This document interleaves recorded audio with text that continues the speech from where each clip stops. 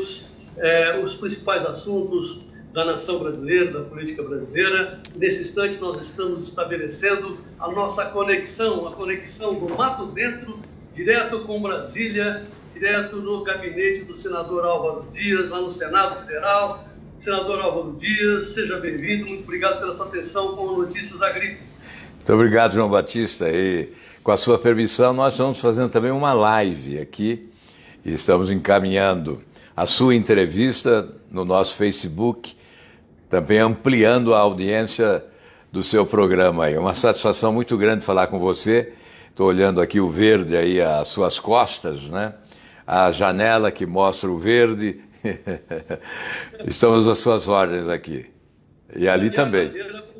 E a bandeira aqui. E aqui nós temos também, aqui não está chegando na sua tela, mas deve estar chegando ali no meu Facebook, tem a bandeira do Brasil e a bandeira do Paraná lado a lado aqui.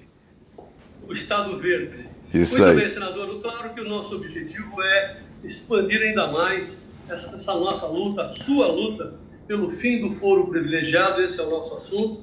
Também quero ver se a gente, com o fim do foro privilegiado, a gente encaminha uma reforma melhor da Constituição. A gente sabe que o Senado quase todo dia reforma a Constituição, mas não naquilo que é essencial. Mas a minha pergunta inicial, senador, em cima da prisão do ex-presidente Michel Temer, e mais do que isso, a reação inusitada, extemporânea do presidente da Câmara, que já sabia, pelo menos a gente deduz isso, né, que o Rodrigo Maia já tinha conhecimento da operação que levou à prisão do presidente Temer e do seu sogro, o ex-governador do Rio de Janeiro.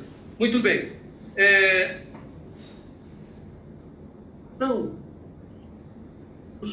deixou perplexo. Ele atacou o juiz Sérgio Moro, chamando a reforma, o pacote anticrime do Sérgio Moro, de um cola e corta, de uma coisa copiada, e acusou, ofendeu o ministro da Justiça, Sérgio Moro, dizendo que ele era um garoto de recado, menino de recado de Jair Bolsonaro, um empregadinho de Jair Bolsonaro.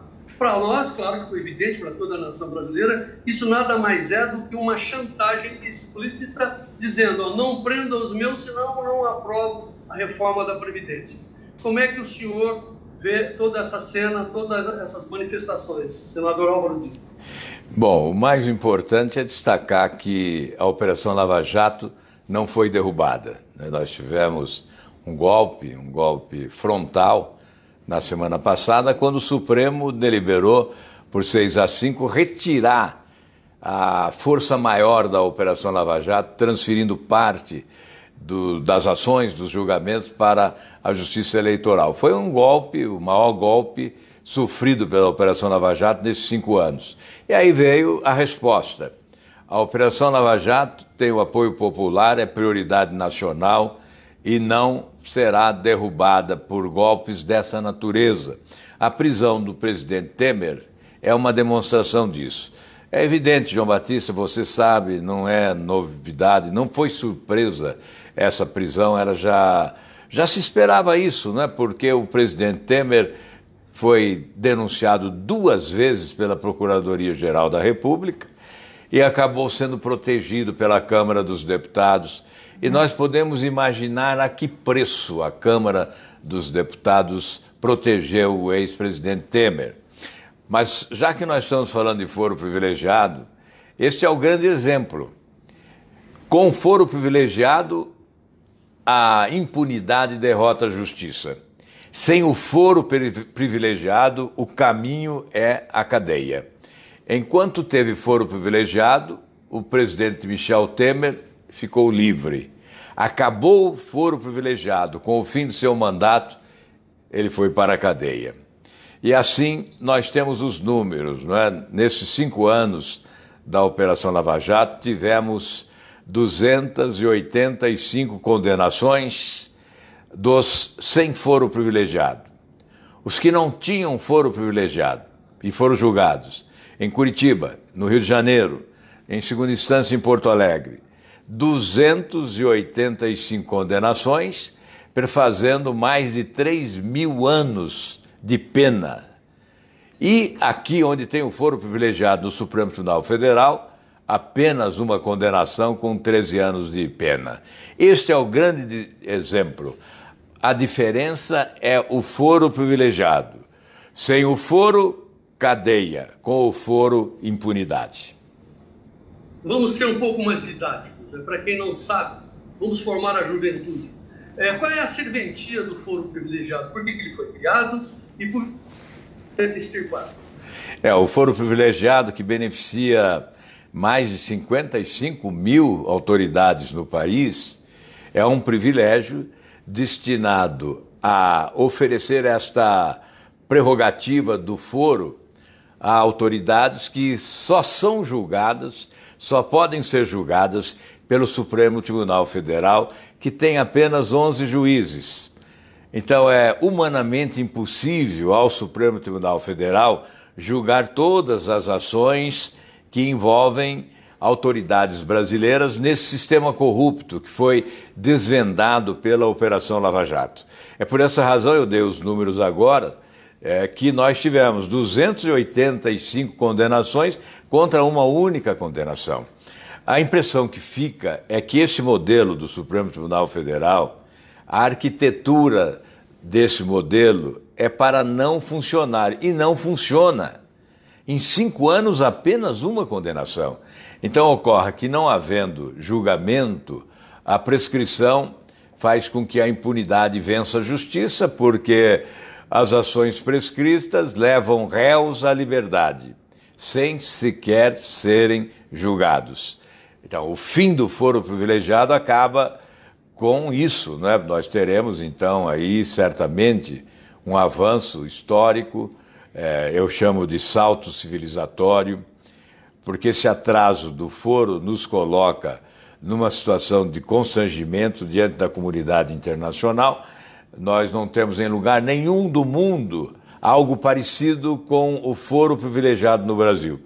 Existe lá na Espanha algo parecido, mas não chega ao alcance, a essa dimensão, não é?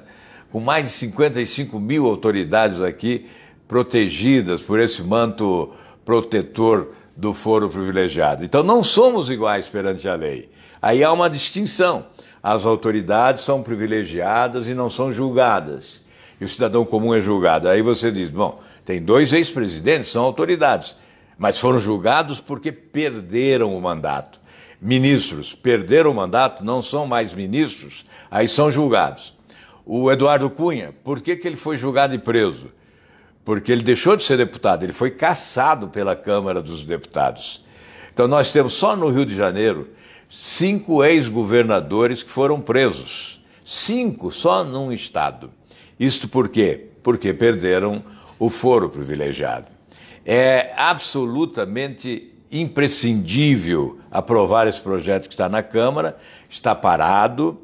Eu digo a você, João Batista, está na marca do pênalti. A bola está na marca do pênalti. É só chutar, é só colocar na hora do dia e o foro privilegiado acaba, porque ninguém tem coragem de votar contra. O que há agora é essa estratégia de protelação, estão ganhando tempo, são malandros, né? Porque não há nenhuma justificativa para esse atraso, e nós agora estamos contando lá com alguns parlamentares, inclusive o líder do Podemos, o deputado José Nelton.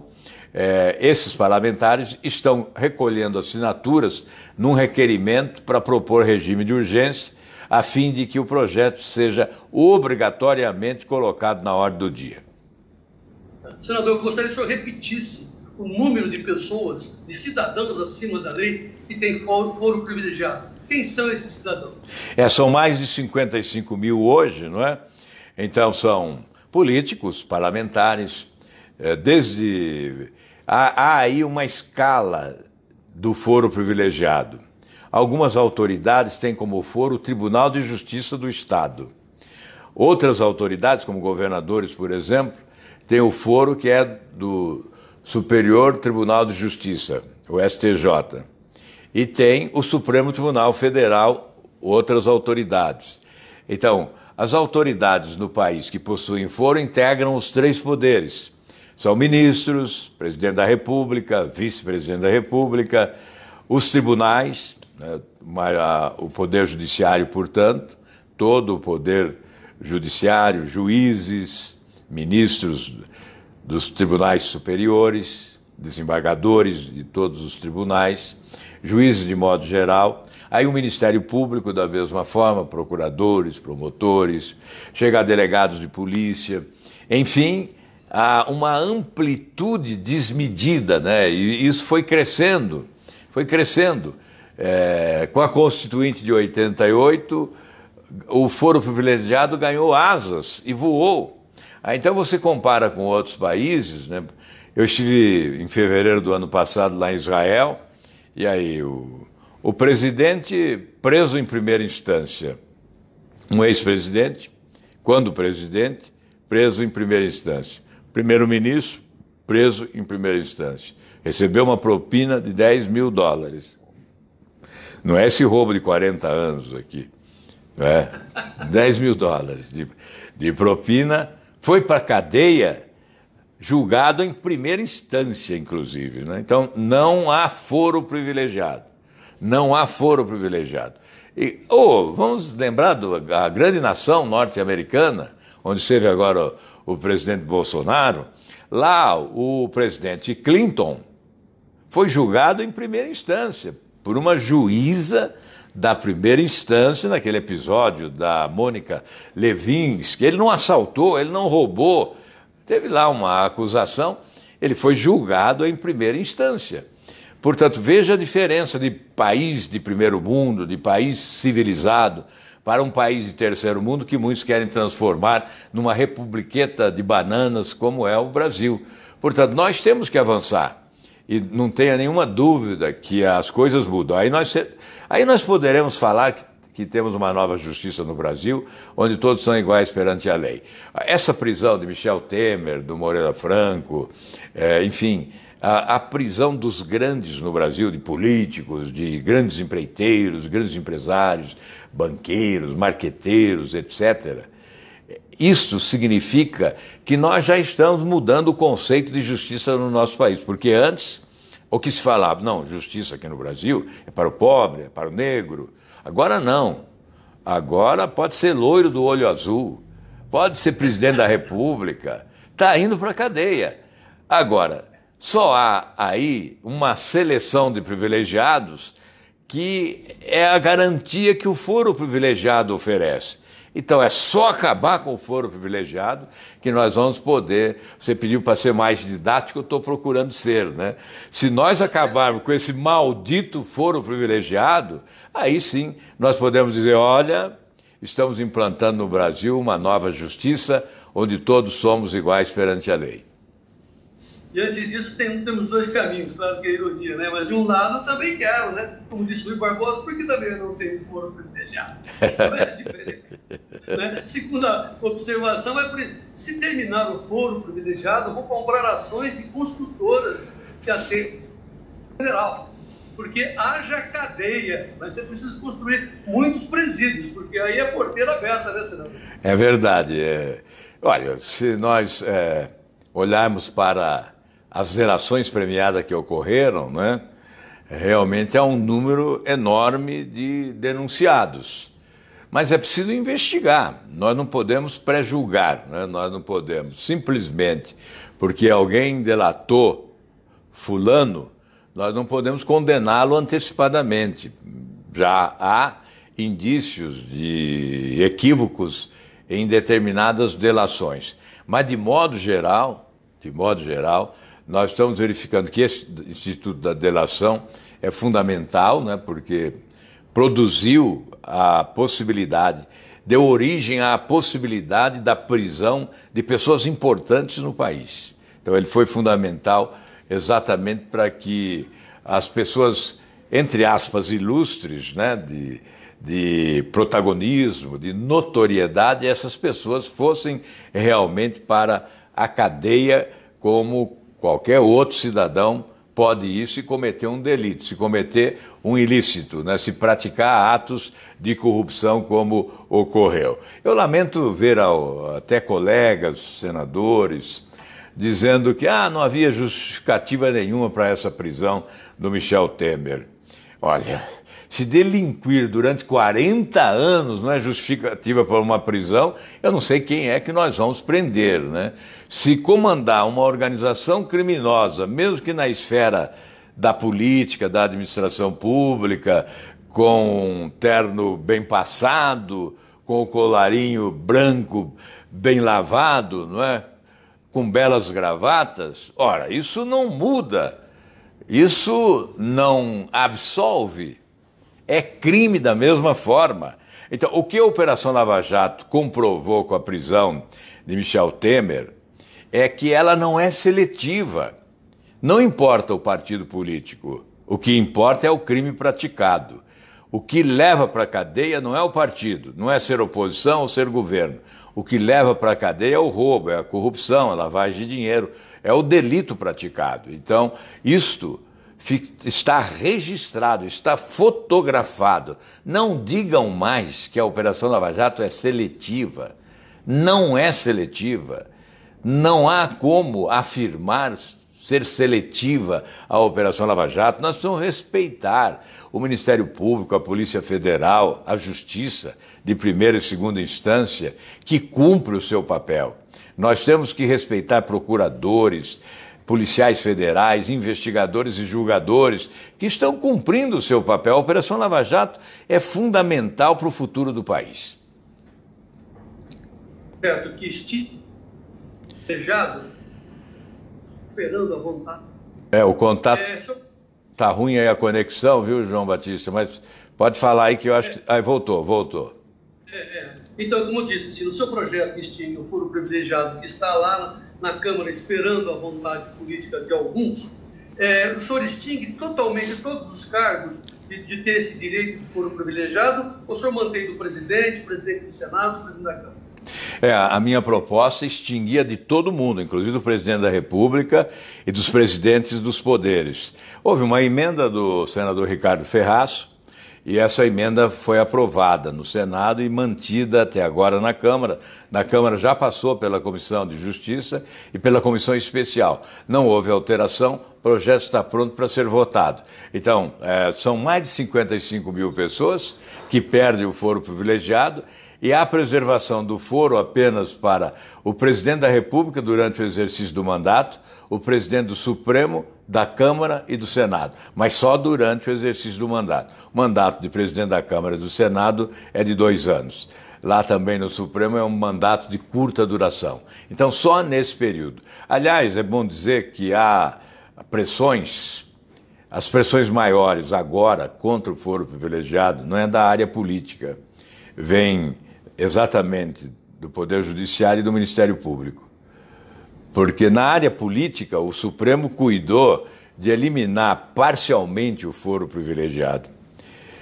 E o foro permanece intocado ainda, não é, nessas outras áreas.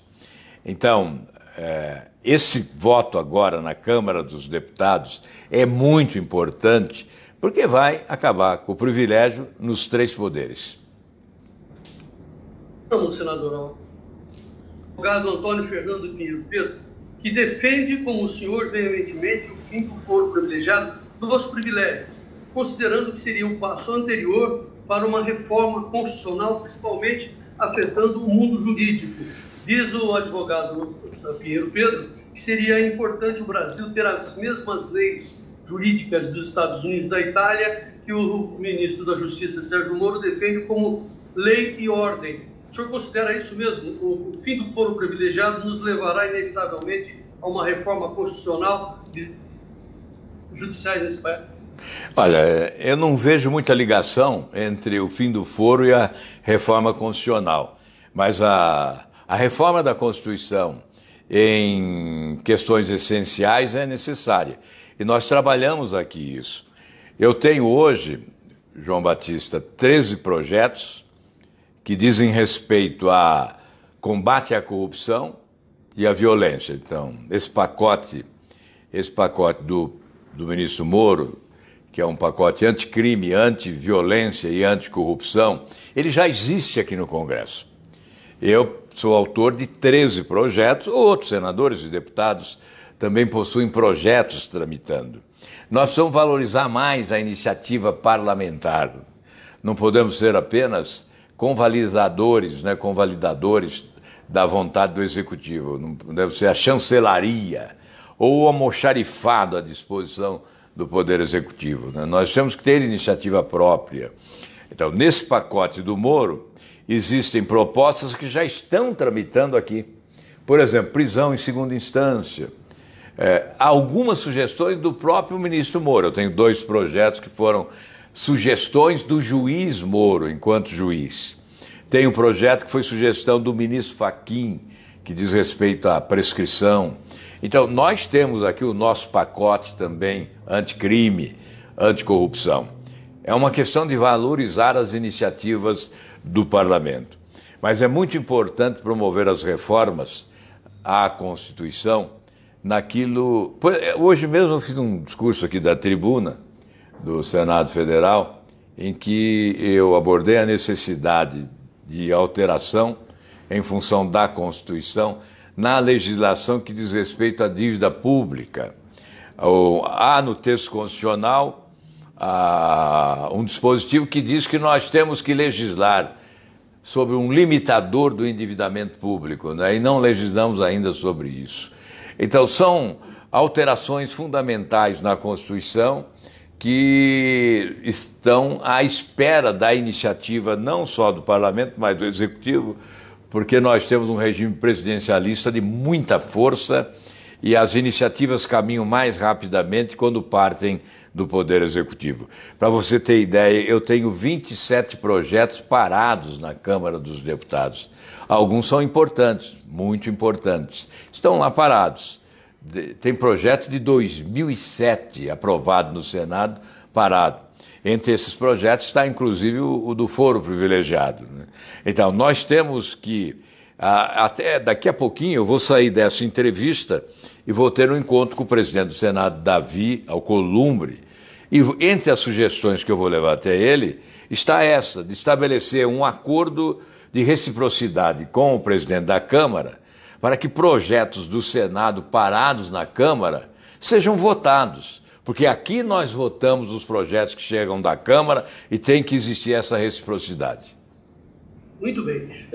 Uma observação, acho que eu e acho que todos os nossos telespectadores, ouvintes do Notícia Agrícola, devemos prestar cada vez mais atenção à TV Senado para construir a nossa democracia cada vez melhor. E, senador, para encerrar, voltando à primeira pergunta, enfim, eu gostaria, enfim, da sua... Essas manifestações temporâneas ali do presidente da Câmara, me parece que o Rodrigo Maia está tentando fazer uma chantagem. Como é que o senhor vê? Eu fico assim impactado, né, com esse comportamento de arrogância, de prepotência, como se alguém que preside uma instituição pudesse se colocar como proprietário dela, que mando eu. O ministro é empregado do presidente. Aqui mando eu. Não é assim. Lá são 513 deputados, aqui são 81 senadores. Nós representamos milhões de eleitores, eu particularmente represento aqui 4 milhões e 200 mil, pouco mais, de eleitores do Paraná. Então, não há como não nos respeitar, não nos ouvir. Não é porque é presidente de uma instituição, ou da Câmara ou do Senado, não são proprietários.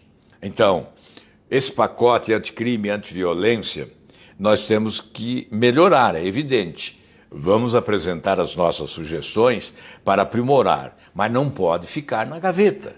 Tá certo, ministro Moro? É impedir a agilidade, né? Porque além de ser o assunto do momento, que é o combate à corrupção e à violência, eu considero uma agenda econômica.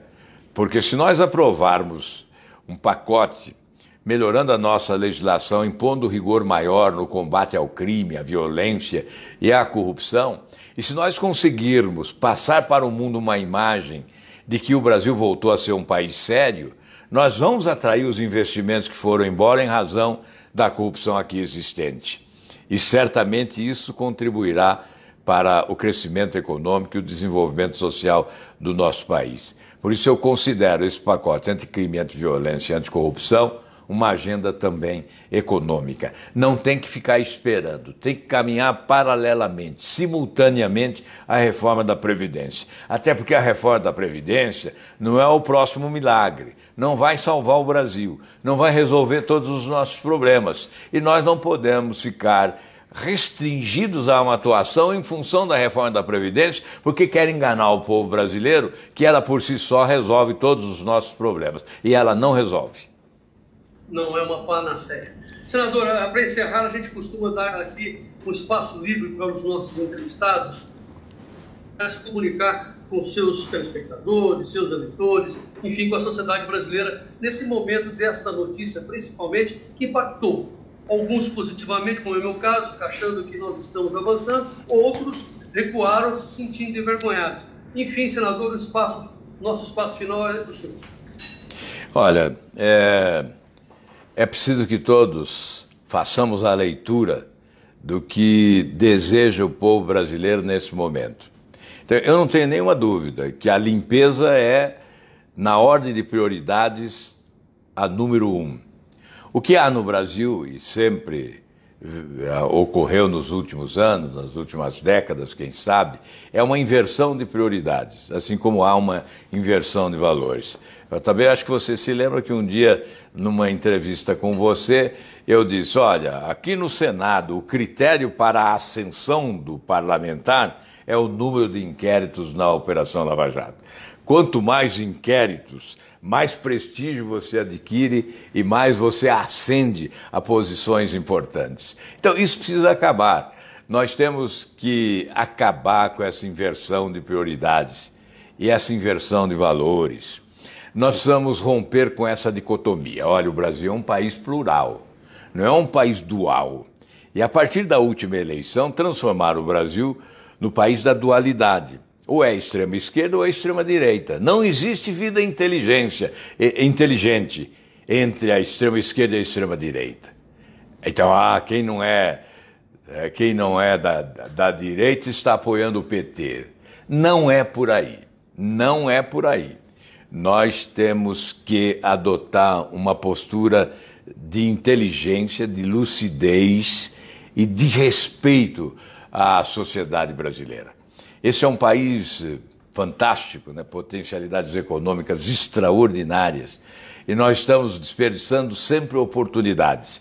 E o desperdício de oportunidades começa na infelicidade da escolha. Quando se escolhe mal, você planta o insucesso. E isso vem ocorrendo ao longo do tempo no nosso país. Quando é que nós vamos acordar para esta realidade que nós vivemos, né? É preciso sacudir esse país, sacudir a inteligência nacional e fazer com que despertem para a necessidade de valorizarmos, acima de tudo, a qualificação, o preparo para o exercício de funções importantes. Você não pode mais acreditar em alguém que chega e diz, eu não conheço nada de economia, eu não conheço nada de educação, eu não conheço nada de agricultura, eu nunca plantei um pé de feijão, mas eu tenho um posto Ipiranga. Olha, isso não resolve, está provado que não resolve. Então vamos despertar para a nossa realidade dura. O país vive uma crise brutal.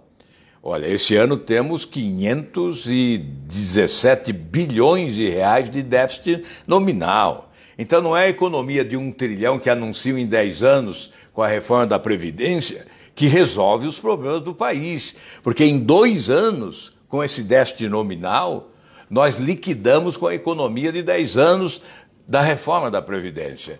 Então, nós estamos vivendo uma crise brutal, uma crise que pode ser fatal para o nosso futuro e precisamos aprender com os nossos próprios erros e acordar para a aspiração nacional de mudança para valer nesse país. Obrigado, João Batista. Um grande abraço.